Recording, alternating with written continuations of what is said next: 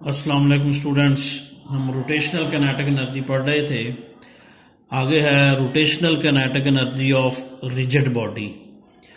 तो rigid body यहाँ एक दिखाई गई है। सख्त बॉडी को रिजिड बॉडी कहते हैं, सादा अल्फाज में कह लें तो ये पॉइंट ओ है, इसके गिर्दा गिर्द वो रोटेट कर रही है। तो ये रिजिड बॉडी कई छोटी छोटी मासेस पर मबनी होती है, कई छोटे छोटे मालिक्यूल्स पर मबनी होती है। तो इसकी कई छोटी छोटी मासेस हम डिस्कस करेंगे। फ़र्ज़ करें ये मास m1 है और इसका O से डिस्टेंस क्या है, r1 है। ये मास m2 है, इसका डिस्टेंस क्या है, r2 कह लें। इधर कोई कह लें मास m3 है, या कहीं भी हो सकती है वो, उसका डिस्टेंस क्या है, r3। तो ये मास कई की छोटी छोटी मासेस से मिलकर बनी है। वो मासेस भी मुख्तलिफ हैं और उनके रेडियाई भी, यानी उनके सेंटर वो से फासले भी क्या हैं, मुख्तलिफ हैं। तो काइनेटिक एनर्जी का फार्मूला हमने ये पढ़ा था 1/2 mv², और ये पीछे पढ़ा था कि relation between linear angular velocity v किसके इक्वल होता है, r ओमेगा के।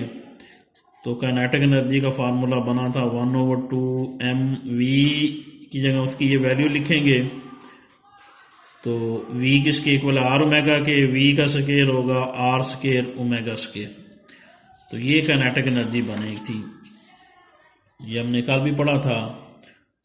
रोटेशनल काइनेटिक एनर्जी के लिए 1/2 mr² साथ क्या था, ओमेगा स्क्वायर।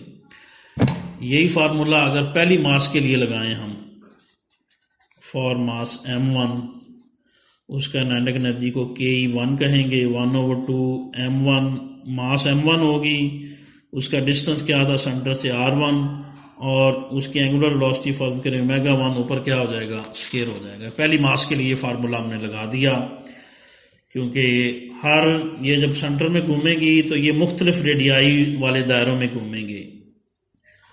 ये मास जब इस तरह अपने एक्सिस गिर्द रोटेट करेगी, अपने इस ओ के गिर्दा गिर्द जब रोटेट करेगी तो ये मास इस तरह इस सर्कल में घूमेगी, ये मास इस तरह छोटे दायरे में घूमेगी। तो हर मास मुख्तलिफ दायरे में घूमेगी, उनके रेडियाई मुख्तलिफ होंगे।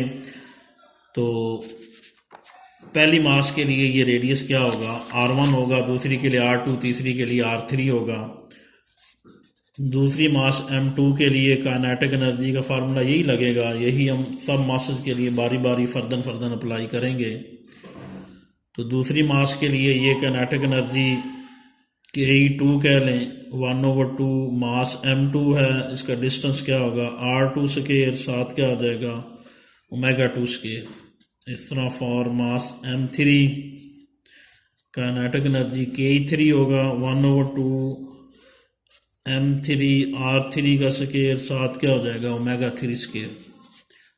और चलते चलते आखिरी मास के लिए काइनेटिक एनर्जी Ken होगी 1/2 वैसे आएगा। आखिरी मास के लिए मास कौन सी आएगी, mn, उसका डिस्टेंस सेंटर से क्या होगा, rn, साथ क्या हो जाएगा, ओमेगा n, ऊपर क्या होगा, इसका स्क्वायर आ जाएगा।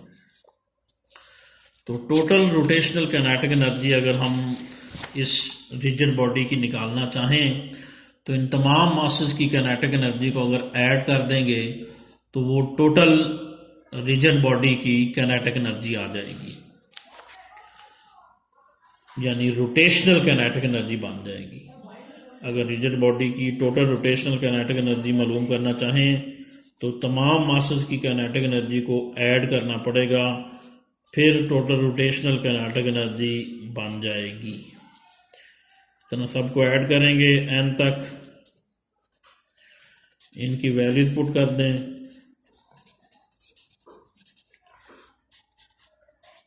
तो रोटेशनल काइनेटिक एनर्जी पहली की कितनी थी, 1/2 m1 r1² ओमेगा1²। दूसरी कितनी थी, 1/2 m2 r2² ओमेगा2²। तीसरे के लिए थी 1/2 m3 r3 का स्क्वायर ओमेगा3²। और आखिरी के लिए थी 1/2 mn rn² omega N square. तो देखिए इन सब में इक्वेशन नंबर 1 कह दें, ओमेगा 1, ओमेगा 2, ओमेगा 3 ये एंगुलर वेलोसिटीज़ हैं। याद रखिए ओमेगा का फार्मूला होता है थीटा ओवर टी या डेल्टा थीटा और delta T. Theta angular displacement होता है और ओमेगा एंगुलर वेलोसिटी होती है। तो ये देखें जब ये मास स्पिनिंग मोशन इस तरह अपने एक्सिस गिर्द घूमती है तो तमाम मासेस का थीटा सेम रहता है। जब ये घूमेगी तमाम मासेस का थीटा जो है वो क्या रहेगा, सेम रहेगा, एंगल सबका सेम होगा। फर्ज करें ये जैसे एक मास है इस तरह, ये मास उसको हम छोटी छोटी मासेस में कन्वर्ट कर दिया, 1 में 2 में, ये क्या है 3 में। ये इसने यूं करके मोशन की, ये यूं करके रोटेट कर गई इधर से इधर, आधी रोटेशन कर ली इसने, यानी ये इधर आ गई। तो 1 जो है वो इधर आ जाएगा, 2 इधर आ जाएगा, 3 क्या होगा इधर आ जाएगा, यानी 1 इधर से मूव करके इधर आ गया, 2 इधर से मूव करके इधर आ गया, 3 यहाँ से क्या आ गया, यहाँ आ गया।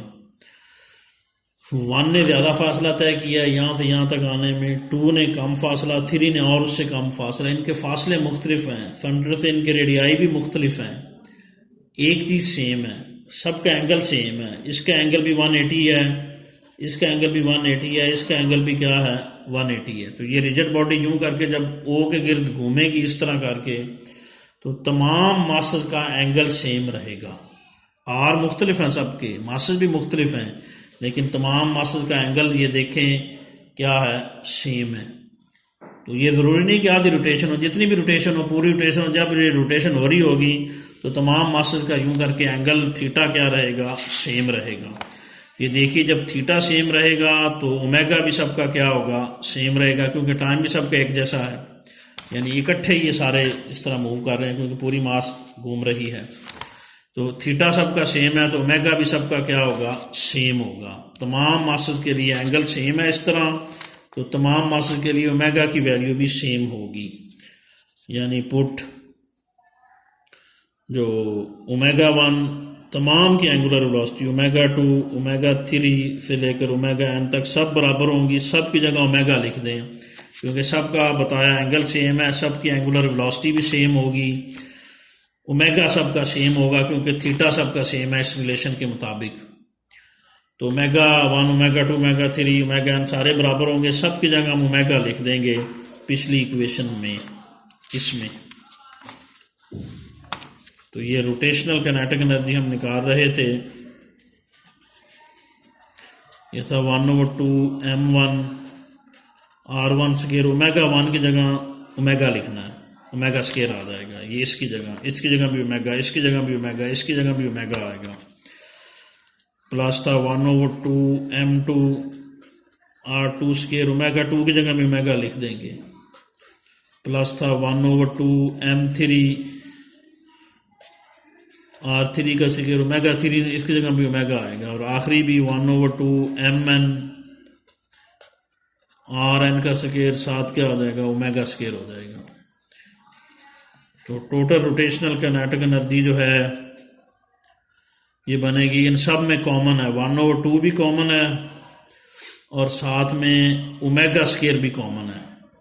तो 1/2 बाहर लिखें, बाकी क्या रह जाएगा, m1 r1 square, omega square भी हम इधर कॉमन लेके लिखते हैं, प्लस क्या आएगा m2 r2 स्केयर, प्लस ये वाला m3 r3 स्केयर, चलते चलते आखिर में क्या आएगा mn rn का स्केयर, और बार क्या हमने कॉमन ले लिया, ओमेगा। तो ये देखें जो ब्रैकेटों के अंदर वाला फैक्टर है इनका सम है, यानी m1 r1 square plus m2 r2 square plus m3 r3 square से लेकर mn rn स्केयर, इन सब का जो मजमुआ है वो नीचे देख लें। इन सब का सम जो है वो हम सिग्मा की शक्ल में लिखते हैं, पीछे भी सिग्मा की शक्ल में लिखा था। एम आर स्क्वायर है, नीचे वाला फैक्टर आई से शो कर देते हैं और आई की वैल्यू 1 से लेकर कहाँ तक है, n तक है, यानी इन सब का सम हम सिग्मा की शक्ल में लिखते हैं। General term M I R I square है, आई एक वेरिएबल है, यहाँ आई की वैल्यू 1 या 2 या 3, यानी आई की वैल्यू 1 से n तक है। सिग्मा का मतलब सारी टर्में ऐड हो रही हैं, तो इनका हम इस शक्ल में लिखेंगे पिछली वाली इक्वेशन में। इक्वेशन नंबर इसे 2 कह लें। इसमें तो रोटेशनल काइनेटिक एनर्जी जो बनेगी, यानी ये ब्रैकेटों के अंदर वाला फैक्टर जो है ना, ये वाला, ये सिग्मा की शक्ल में यूं बन गया, sigma I from 1 to n M I R I का स्क्वायर साथ ये बाहर वाला ओमेगा स्क्वायर वैसे आ गया, स्क्वायर था इधर ओमेगा, ये ओमेगा स्क्वायर वैसे आ गया।